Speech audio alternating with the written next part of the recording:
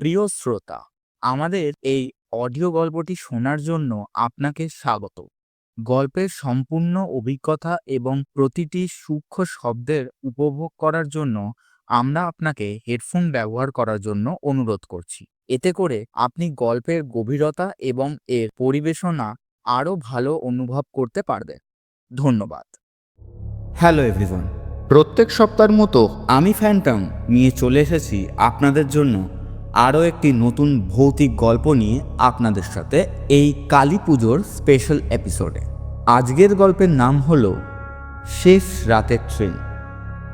গল্পটি লিখেছেন মুনমুন অধিকারী রায়। গল্পের শুরুতে বলে রাখি, গল্পের সাথে যদি বাস্তবের কোনো মিল থাকে সেটা সম্পূর্ণ অনিচ্ছাকৃত এবং এটি কোইন্সিডেন্স। আমরা সন্দেহের ছায়া, কোনো রকম সুপারস্টিশন বা প্যারানর্মাল অ্যাক্টিভিটিকে প্রাধান্য দিই না। চলুন শুরু করা যাক আজকের গল্পটি।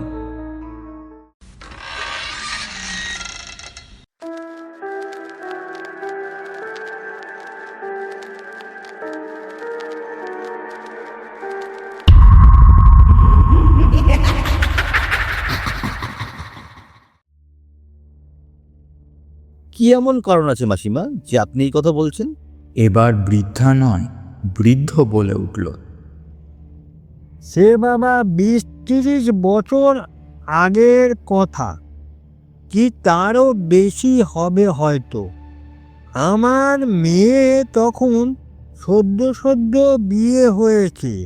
হঠাৎ একদিন ভোরবেলা ঘুম থেকে উঠে শুনি রেল স্টেশন থেকে কিছুটা দূরে জমির ধারে একটা ভাঙাচোরা রেলগাড়ি পড়ে আছে, আর তার চতুর্পাশে নাকি মহিলা পুরুষ মিলিয়ে কতকগুলো ক্ষত বিক্ষত লাশ পড়েছিল। স্টেশনের কাছাকাছি যারা ছিল তারা নাকি দেখেছে রাতের দিকে যে শেষ ট্রেনটা যায় মশালগঞ্জের উপর দিয়ে, সেটা নাকি স্টেশনে ঢোকার পরই হঠাৎ অদৃশ্য হয়ে যায়। তার নাকি তার কোনো খোঁজ পাওয়া যায়নি। সবাই বলা বলি করছিল পরের দিন জমির ধারে পড়ে থাকা রেলগাড়িটাই নাকি রাতের শেষ ট্রেন ছিল। আর যেসব মানুষের মৃতদেহ পাওয়া গিয়েছিল তারা ওই ট্রেনেই ছিল।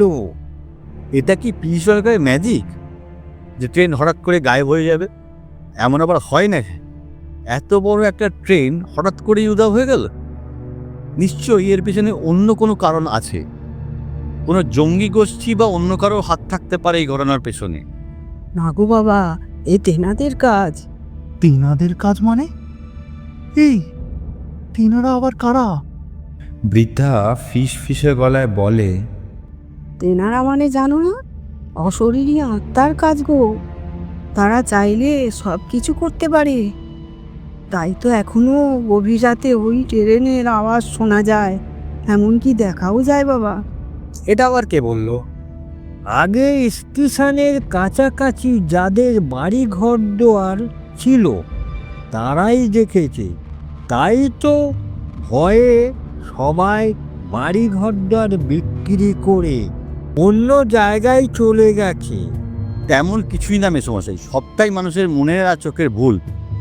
কেউ বা কারা তো আছে যে আপনাদের চোখে ধুলো দিচ্ছে। হতে পারে এর পেছনে তার গভীর কোনো কারণ আছে। এমন একটা ঘটনা ঘটালো যাতে রেল লাইনটাও বন্ধ হয়ে যায় আর কোনো মানুষও যাতে তাদের দিকে ওই দিকে না যায়। হতে পারে কোনো স্মাগলার বা অ্যান্টি সোশ্যাল টিমের এটা কাজ। আজকে আমি সব প্রমাণ করে দেব ভূত প্রেত ফালতু কথা। আদৌ ভূত বা অশরীরী আত্মা বলে কিছু হয়ই না। বৃদ্ধ সাথে সাথেই বলে ওঠে, ওই ভুলটি মোটেও করো না বাবা। তোমরা শহরের মানুষ, ভূত পেট বিশ্বাস করো না। কয়েক বছর আগে এই রকম কলকাতা থেকে দুজন এসেছিল। তারাও কারো কথা না শুনে নাকি রাতের বেলায় স্টেশনে গিয়েছিল, আর ফিরে আসেনি। মানেটা কি? কোথায় গেলেন ওনারা? কেউ খোঁজ করেনি ওদের? করেছিল তো, যেই কটেজে ছিল ওরা তার মালিক মণ্ডলদা অনেক খোঁজ করেছিল। ওদের বাড়ি থেকে মানুষও এসেছিল খুঁজতে, ওদের সাথে পুলিশও এসেছিল খোঁজ করতে, কিন্তু কোথাও পায়নি ওদের। রাতারাতি দুটো মানুষ যেন উবে গেছে। অতীন ঠোঁট বেঁকিয়ে তাচ্ছিল্যের হাসি দিয়ে ধিমে গলায় বলে, দেখ গিয়ে কোথাও পালিয়ে গেছে কোনো কারণে। সবাই হাসি ঠাট্টা করলেও রক্তিমের প্রথম থেকেই ব্যাপারটা ভালো লাগছিল না। ও এই বিষয় নিয়ে আরও খোঁজ নিতে চায়, কিন্তু এরা থাকলে হবে না। তাই রক্তিম বলে, এই বকবক না করে তাড়াতাড়ি খেয়ে নিত সবাই। খাওয়া দাওয়া সেরে সবাই কটেজে রুমে এসে টান টান হয়ে শুয়ে পড়ে। সুব্রত পেটে হাত বুলিয়ে বলে, ভাই, রান্নাটা কিন্তু জবরদস্ত হয়েছিল। আমি অনেকটা খেয়ে ফেলেছি। ভালো হোক বা মন্দ, খাবার দেখলে তো তোর আর হুঁশ থাকে না। তুই তো গোকরাসে গিলতে থাকিস। বাদ দে এসব কথা। অতীন, তুই বল, কি ভাবলি? কি ব্যাপারে? আরে রাতের বেলা স্টেশনে যাওয়ার ব্যাপারে শুনলি তো মাসিমা মেসোমশাই কি বলল? দুটো বড় মানুষ ভ্যানিশ হয়ে গেছে। তোর কথা যদি মেনেও নি, যদি কোনো স্মাগলার বা আততায়ীর কাজ হয় এগুলো, তবুও তো একটা ভয় থেকেই যায়। যদি অ্যাটাক হয় আমাদের উপর, আমরা কি পারবো ওদের সাথে? একটু বেশি রিস্ক হয়ে যাচ্ছে না?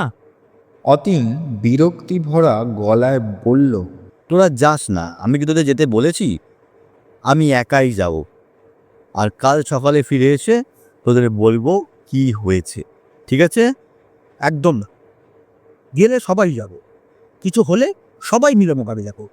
তাহলে এখন একটু ঘুমিয়ে নিই বরং, কারণ রাতে তো আর ঘুম হবে না। তোরা ঘুমো, আমি একটু বাইরে থেকে ঘুরে আস। এখন আবার তুই কোথায় যাচ্ছিস? এই আশপাশ থেকে ঘুরে আসবো, তোরা ঘুমো না। রক্তিম বেরিয়ে যায়।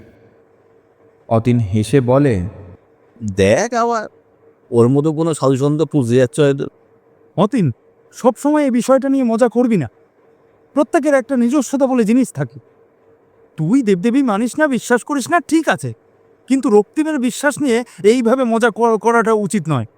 অতীন হাত তুলে বলে, আচ্ছা, আমি আর কিছুই বলবো না, চল এবার একটু ঘুমিয়ে পড়ব। সবাই ঘুমিয়ে পড়ে।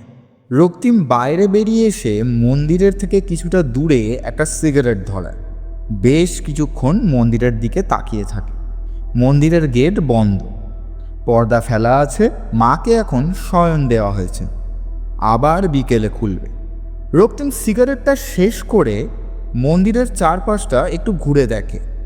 পিছনের দিকে যেতেই দেখে মন্দিরের থেকে কিছুটা দূরে একটা বড় বেল গাছের নিচে খড়ের ছাউনি দেওয়া একটা কুটির মতো। রক্তিম গুটি গুটি পায়ে সেই কুটির দিকে এগিয়ে যায়। কুটিরের বাইরে দাঁড়িয়ে এদিক ওদিক দেখতে থাকে। কেউ যে আছে কুটিরের ভেতরে দেখে বোঝা যাচ্ছে। কিছুক্ষণ পর রক্তিম দেখে মন্দিরের প্রধান পুরোহিত এই কুটিরের ভেতর থেকে বেরিয়ে আসে। রক্তিমের মুখে হাসি ফুটে ওঠে। ও তো ওনার খোঁজই করছিল। প্রধান পুরোহিত রক্তিমকে কুটিরের বাইরে দাঁড়িয়ে থাকতে দেখে বলে, কিরে বেটা, কে তুই? এখানে কি চাই? বাবা, আমি আপনার সঙ্গে দেখা করতে এসেছি। বৃদ্ধ পুরোহিত হেসে বললেন, আমার সঙ্গে? বেশ বেশ, কিন্তু কেউ তো আমার সঙ্গে দেখা করতে আসে না। তোর কি এমন দরকার করলো যে তুই সোজা আমার কুটিরে এসে হাজির হয়েছিস? বাবা, আমি আপনার সঙ্গে কিছু কথা বলতে চাই। আমি একটা সমস্যায় পড়েছি। আমি জানি আপনি পারবেন এই সমস্যা থেকে আমাদের বের করতে। বৃদ্ধ পুরোহিত ভালো করে দেখেন রক্তিমকে, তারপর বলেন, আয়, কুটিরের ভেতরে আয়। আমি এখন আহার করব, তারপর কথা বলবো। আপনি আহার করে নিন না বাবা, আমি ততক্ষণ না হয় বাইরে গাছতলায় অপেক্ষা করছি। দুপুরবেলায় এসেছিস আমার কুটিরে। আমি অত্যন্ত গরিব, তবুও দুপুরবেলা এক মুঠো অন্ন আমি তোকে দিতে পারবো। আমার কালিমা সেই সামর্থ্য দিয়েছে আমাকে। আয়, ভেতরে আয়।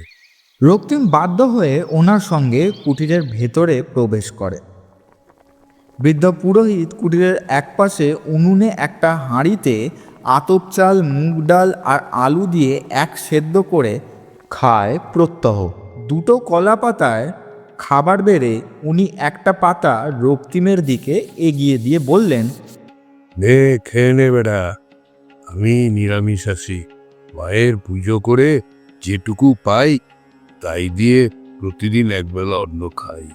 আমি খেয়েছি বাবা, আপনি ভোজন করুন, আমি বসছি। তা আবার হয় নাকি? প্রসাদ মনে করেই অল্প করে খা না। রক্তিমের খুব খারাপ লাগে। এইটুকু খাবার থেকে উনি ওকে দিচ্ছেন। রক্তিম খুব সামান্য খাবার তুলে মুখে দেয়, তারপর অপেক্ষা করতে থাকে বৃদ্ধের খাওয়া শেষ হওয়ার পর্যন্ত। ভোজন সেরে বৃদ্ধ পুরোহিত বলেন, বল, এইবার বল, কি সমস্যা তোর? রক্তিম সব কথা খুলে বলে ওনাকে, এমনকি অতীনের জেদের কথা।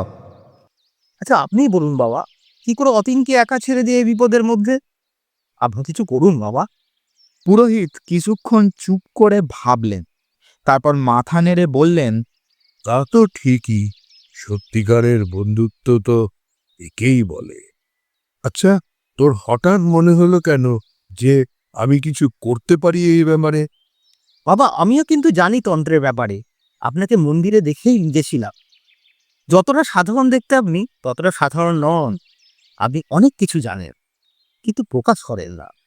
পুরোহিত মৃদু হেসে তারপর বললেন, আমার কাছে কি সাহায্য চাই তোর? বল। আপনি আমাকে এমন কিছু দিন যা দিয়ে আমি বিপদের প্রতিরোধ করতে পারি। পুরোহিত আবার চোখ বন্ধ করে কিছুক্ষণ ভাবলেন, তারপর উঠে গিয়ে এক কোণে থাকা কাঠের পাটাতন থেকে একটা শিশি এনে তার মধ্যে কুমণ্ডল থেকে কিছুটা জল ঢেলে শিশিটা রক্তিমের হাতে দেয়। সাথে নিজের গলা থেকে একটা রুদ্রাক্ষের মালা খুলে দেন। এই মালাটা গলায় পড়ে থাকবি তুই, আর এই শিশি ভর্তি জল পকেটে রেখে দিবি। যখনই কোনো বিপদ দেখবি, এই মালা গলা থেকে খুলে ছুঁড়ে দিবি সেই দিকে। আর এই জল কোনো সাধারণ জল নয়, মন্ত্রপুত জল। এটা ছিটিয়ে দিবি, সাথে দক্ষিণা কালী মায়ের মন্ত্র উচ্চারণ করবি জোরে জোরে। মায়ের নামের কাছে ভূত প্রেত কোনো কিছুই টিকতে পারবে না। মাঝে স্বয়ং ভূত এবং ভবিষ্যৎ। এইবার আয় তুই, আমি একটু বিশ্রাম নেব। রক্তিম মালাটা তখনই গলায় পড়ে নেয়, না হলে অতীন দেখলে আবার এই নিয়ে মজা করবে। আর জলের শিশিটা পকেটে ভরে কুটির ভেতর থেকে বেরিয়ে আসে। সূর্যের আলো নিভে গিয়ে চারদিক পাতলা অন্ধকারে ঢেকে গেছে।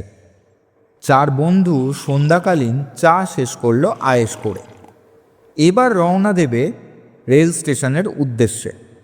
রক্তিম বলল, আর একবার ভেবে দেখতে পারি সতীন, যাবি কি না? একবার পৌঁছে গেলে তখন কিন্তু কোনো বিপদ সামনে এলেও ফিরে আসা মুশকিল হতে পারে। অতীন বিরক্ত হয়ে বলে, উফ, আর কতবার একই কথা জিজ্ঞেস করবি বলতো? বারবার এক কথা বলিস না, ভালো লাগছে না। শোন, আমি যখন সিদ্ধান্ত নিয়েছি যাব তো যাবই। বিপদ এলে আমি বুঝে নেব।